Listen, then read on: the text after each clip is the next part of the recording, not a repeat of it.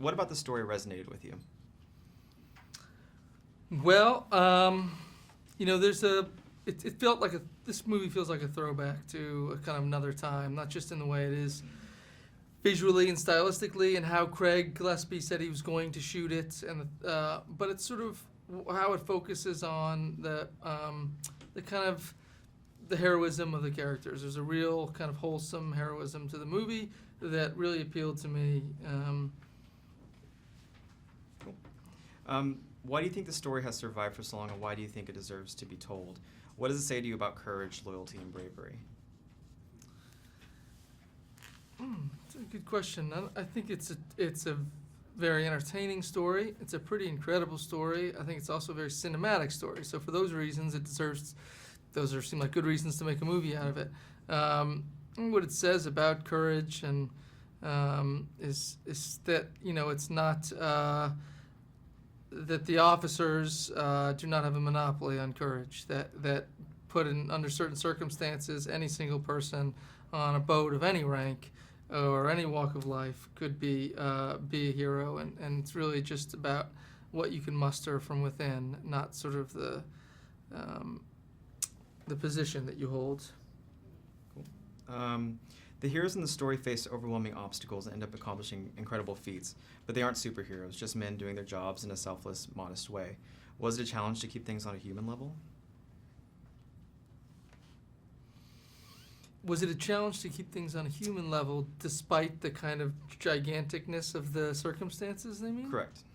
Well, one of the things that Scott Silver did with the script was just write very engrossing, dramatic scenes between the characters. And instead of relying solely on the spectacle of the film, he wanted to give some meat and conflict to the people who are on camera as well. And he did that really effectively. It worked on the page, and I think it works in the movie.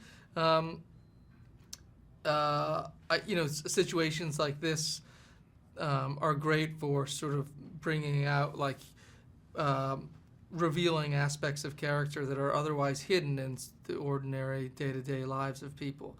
And one of the things that this movie is about is how there are some people who are who are not thought of as heroes, but have great heroism and courage in them, and so the circumstances in the story allow for that to be revealed. Great. Has this experience given you a greater appreciation for the work the men and the women of the U.S. Coast Guard do on a daily basis? Absolutely. It's this is set in 1952. Things are really different now. Probably just as scary, terrifying, probably require just as the same amount of courage and to go out into a gigantic storm and try to rescue people, even when it seems hopeless.